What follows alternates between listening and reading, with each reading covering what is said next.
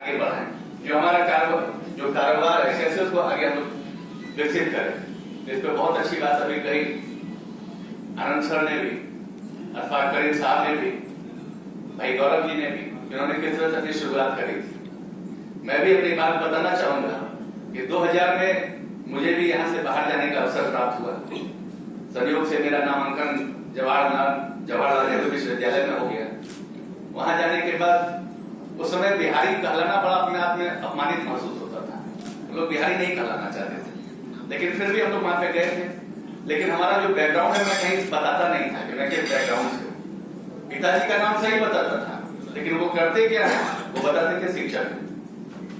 क्योंकि शिक्षक की जो मतलब भूमिका होती है और शिक्षक का जो सम्मान है वो हर जगह होता है। और आज मैं सौभाग्यशाली मान रहा हूँ कि महान शिक्षित लोगों के बीच में मुझे बैठने का अवसर मिला है। खास करके आनंद सर, रहमान साहब के बीच में, जैन साहब के बीच में मुझे आने का अवसर मिला। मैं परसों इस कार्यक्रम के बारे में मेरी बात से मेरा था, मैं थोड़ा सोच भी रहा था कि सब कार्यक्रम में जाके क्या करूंगा। ये सब तो पॉलिटिकल कार्यक्रम है नहीं, वहां जाने के बाद थोड़ा सा कमेंट ही होगा। हम लोग जैसे खास करके पॉलिटिकल लोग आजकल लोग कमेंट करते हैं। मैं जाना नहीं चाह रहा था, लेकिन जैसे ही मैंने सुना इन सब का नाम तो मैं सोचा कि चलो विद्वान लोगों के पास जाना ही चाहिए। क्योंकि रामायण का एक वाक्य है, जब रावण मृतशैया पे थे उस वक्त भी राम ने अपने छोटे भाई अपने अनुज लक्ष्मण को कहा था कि लक्ष्मण, रावण बहुत विद्वान है और उनके चरणों में जाकर उनसे कुछ सीखो। हमेशा विद्वानों से कुछ सीखने का अवसर प्राप्त होता है। मैं इस उद्देश्य से भी आज यहाँ इनके बीच में आया कि मैं चलो इस कार्यक्रम छोड़ दीजिए, मैं इनसे तो कम से कम मिलूंगा और इनके सानिध्य में मैं रहूंगा। इससे बहुत कुछ सीखने का मिलता है। इससे अपने क्षेत्र इलाके आज मैं निर्दलीय यहाँ जीत के आया हूँ, तो मेरा भी ध्येय आता है कैसे अपने इलाके का, क्योंकि मेरा जो इलाका है बड़ा पिछड़ा इलाका है। और जैन साहब ने एक बात बहुत अच्छी बात कही कि आलस करने से कुछ नहीं होगा, आलस को त्यागना होगा और मेहनत करने वालों की कभी हार नहीं होगी। तो बस मेहनत करना जानते हैं हम लोग, मेहनत करने वाले हैं। खास करके हम लोग बिहारी हैं, हम लोगों के तो रग-रग में मेहनत है। और सबसे बड़ी बात मैं आपको बता दूं कि मैं तीसरी पीढ़ी हूं अपने परिवार का जिसने मंत्रालय संभाला है। लेकिन कहीं ऐसा नहीं है कि विरासत में हमें रिले रेस की तरह बताया गया एक स्टैंड के लिए जो भाई तुम अगला तुम संभालो। हम लोगों ने मेहनत ही किया।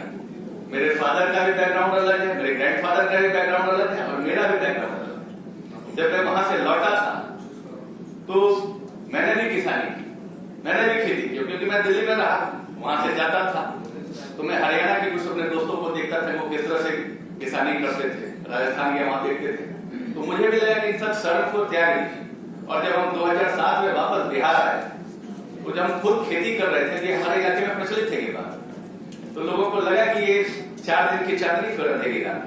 लेकिन दृढ़ इच्छा शक्ति थी हमारे पास। उस वक्त बिजली की व्यवस्था बहुत अच्छी नहीं थी बिहार। और जब हम जिस गांव में हैं वहां पे तो बिल्कुल घनघोर नक्सलवाद, उग्रवाद, पिछड़ा इलाका, फिर भी हम वहां से रुके, टिके, बोले नहीं हम यही रहेंगे, पटना नहीं रहेंगे। क्योंकि मेरी पहचान भी वही थी कि हम तो शिक्षक के पुत्र थे, हमने तो कभी वो सब प्राप्त किया ही नहीं था। लेकिन जब हम अपने गांव में रहने लगे, खेती करने लगे, तो कई साथी हमसे जुड़ने लगे, खास करके युवा साथी। उनको हमने कहा कि भाई आप आगे आएंगे, और हम लोग आगे नहीं आएंगे तो कौन आगे आएगा। आज समाज में पॉलिटिकल लोगों को बड़ा उल्टे नजर से देखा जाता है, सब गंदे हैं, ऐसा ही सोचते हैं लोग।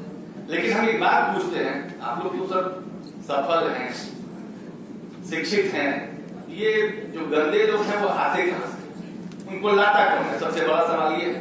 उनको बिठाता कौन है? सबसे बड़ा सवाल ये है। इस पे भी तो सोचना पड़ेगा। तो हम ये कहेंगे कि आखिर राजनीति से दूर क्यों भागते हैं? जो सफल लोग हैं, जो शिक्षित लोग हैं, वो दूर क्यों भागे? हम तो इन गुरुओं से भी कहेंगे कि आप अपने बच्चों को, अपने छात्रों को प्रेरित करें कि तुम बढ़ो आगे कुछ करो। क्योंकि जब अच्छे लोग आगे आएंगे तभी तो समाज अच्छा होगा, तभी तो समाज आगे बढ़ेगा। हमें समाज को बढ़िया करना है, समाज को आगे बढ़ाना है, और समाज को अच्छा बनाने के लिए हम लोगों को भी थोड़ा सा दृढ़ इच्छा संकल्प रखना पड़ेगा।